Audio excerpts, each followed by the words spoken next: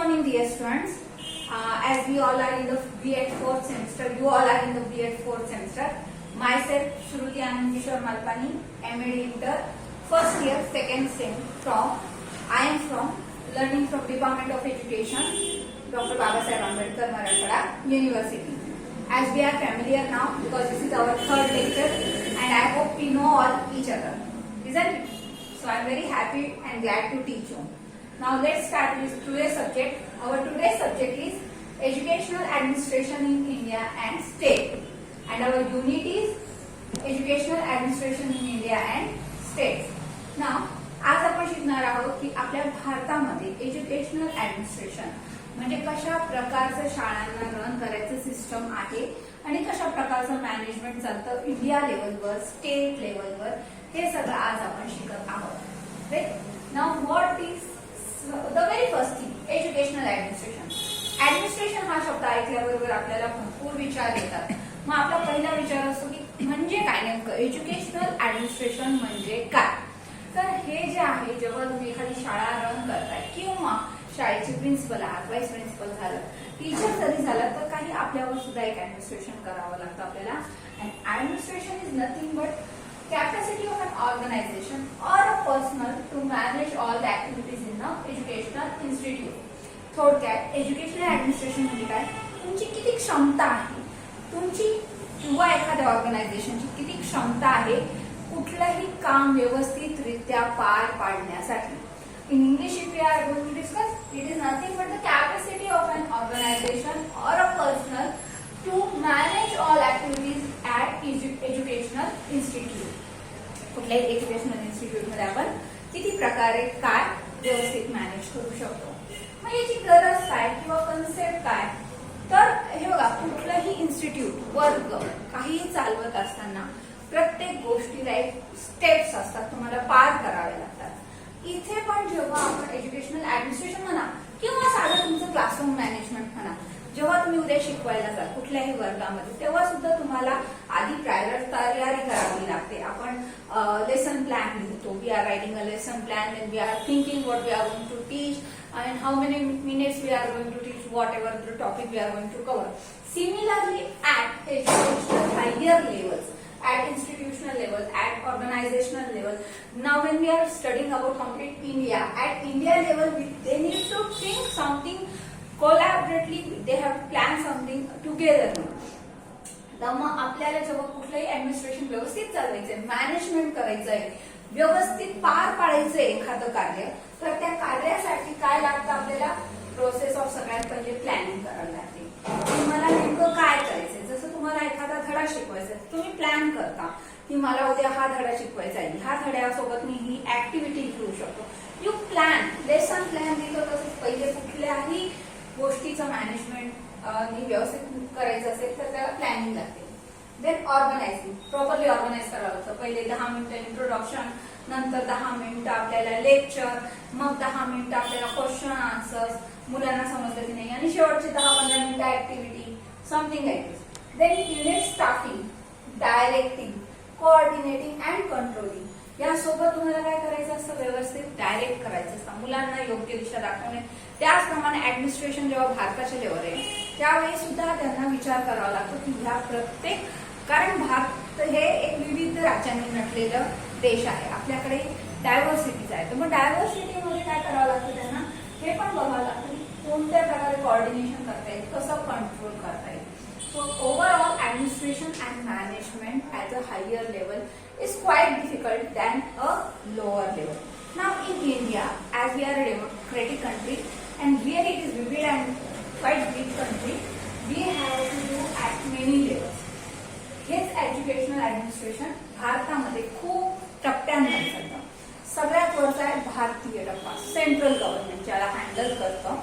त्या टप्प्यावरती central government पूर्ण देशाचा एकत्रित विचार करून मग वेगवेगळ्या कुठल्याही गव्हर्नमेंट स्कीम्स, स्कूल्स लागू करतात, जे काही असेल ते लागू करतात. जसं आपण थोड्या वेळ आधी स्लाइड्स पाहिल्या होत्या, त्यावेळी आपल्याकडे प्रोजेक्टर लावला आपण, त्यावेळी त्याच्यामध्ये आपण पाहिलं होतं की एज्युकेशनल ऍडमिनिस्ट्रेशन मध्ये पॉलिसीची डेव्हलपमेंट होते. सगळ्यात पहिले भारताच्या लेवलवर कुठलीही एक ठराविक पॉलिसी डिसाईड केली जाते. जसं एक्झाम्पल जर मागच्या लेक्चर पाहिलं आपण, तर फ्री आफ्टरनून मील और फ्री लंच मील असं आपलं मिड डे मील ज्याला आपण म्हणायचो, ही पॉलिसी डेव्हलपमेंट झाल्यावर ही कोणत्या टीमच्या अंतर्गत मॅनेज होईल, then how much human resources will be needed. जेव्हा आपण खिचडी प्रत्येक शाळेसाठी शाळेत किंवा गव्हर्नमेंट शाळेमध्ये खिचडी वाटायचा कार्यक्रम चालू झाला किंवा मिड डे मील चालू झालं, त्यावेळी ह्युमन रिसोर्सेसची गरज कशी पडायला लागली. 2 बाया स्वयंपाकासाठी आणि 1 बाई धुण्यासाठी, भांडे धुण्यासाठी, किंवा 2 व्यक्ती जे स्वयंपाकावर लक्ष देतील, मुलांना वाढतील, आणि 1 व्यक्ती जी ह्या सर्व राशनला साफ करणे म्हणा, भांडे घासणे म्हणा, हे काम करेल. म्हणजे इथे आपल्याला हे बघायचं होतं त्यावेळी जेव्हा एज्युकेशन ऍडमिनिस्ट्रेशन इंडिया लेवलवर चाललं होतं की ह्युमन रिसोर्सेस काय आहे. म्हणजे कुठलीही पॉलिसी डेव्हलपमेंट करायची तर पहिले पॉलिसी डिसाईड करावी लागते, डेव्हलप करावी लागते, मॅनेजमेंट बघावं लागतं, मग ह्युमन रिसोर्सेस काय लागतात ते बघावं लागतात, मग कम्स क्वालिटी अश्युरन्स, खरोखर ते व्यवस्थितरित्या पार पडते का हे चेक करावं लागतं. अँड फायनली ऑर्गनायझेशनल स्ट्रक्चर, की जरी सेंट्रल गव्हर्नमेंटने सांगितले तर फक्त असं नाही की फक्त मोठ्या शहरांमध्ये लागू होते, छोट्या शहरांमध्ये नाही, किंवा फक्त रुरल एरियामध्ये होते, अर्बनमध्ये नाही, तर याचं डेव्हलपमेंट स्ट्रक्चर पूर्ण पाहावा लागतो. Then come scope. स्कोप आपल्या भारतामध्ये कसा चालतो, सगळ्यात वर आहे सेंट्रल लेवल. काहीही पॉलिसी डिसाईड होते, मॅक्सिमम ती सेंट्रल लेवलवर होते.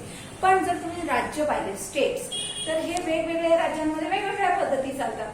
जी महाराष्ट्राची पद्धत आहे ती ओरिसात चालणार नाही, जी जम्मू काश्मीरमध्ये वातावरण आहे, किंवा जर समजा आपण म्हटलं की सगळ्यांच्या फायनल एक्झाम फेब्रुवारीतच द्यायच्या, तर ते शक्य होणार नाही. कदाचित जम्मू काश्मीरमध्ये खूप थंड असेल, खालच्या साऊथ इंडियामध्ये खूप गरम असेल.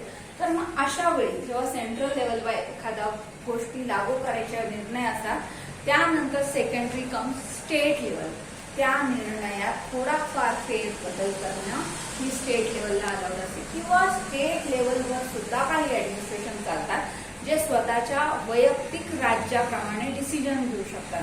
जसं मानून घ्या एखादं राज्य आहे, XYZ राज्य आहे, तिथे मुलींना शिकण्याचं प्रमाण ओव्हरऑल भारतात समजा 75% मुली शिकतायत आणि बाकीच्या नाही शिकत, 25 मुली नाही शिकत आहेत.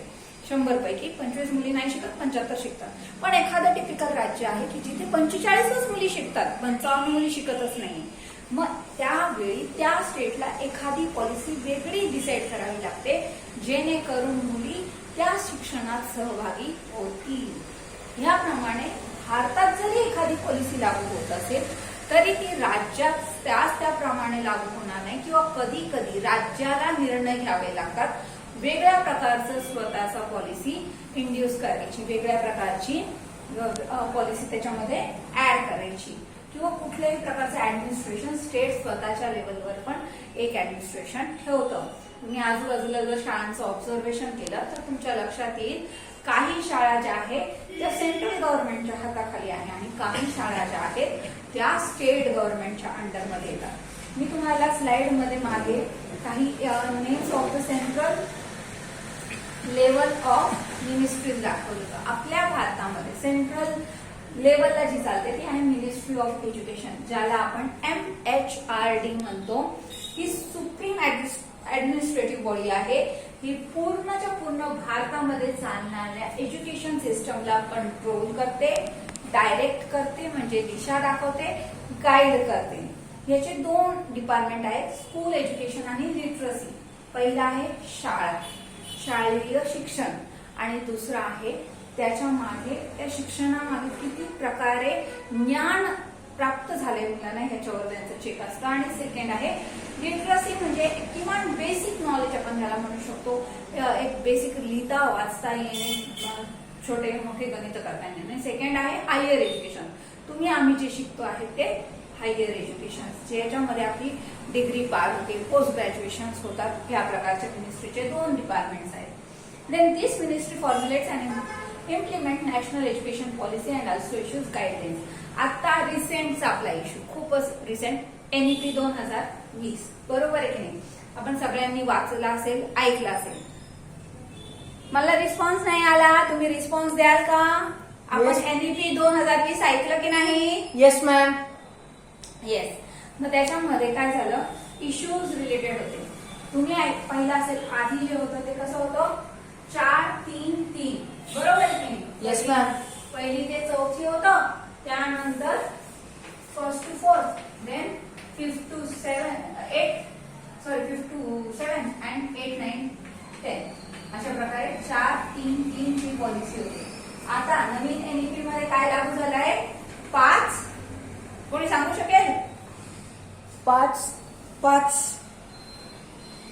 त्यानंतर 3 आणि त्याच्यानंतर 2. बस.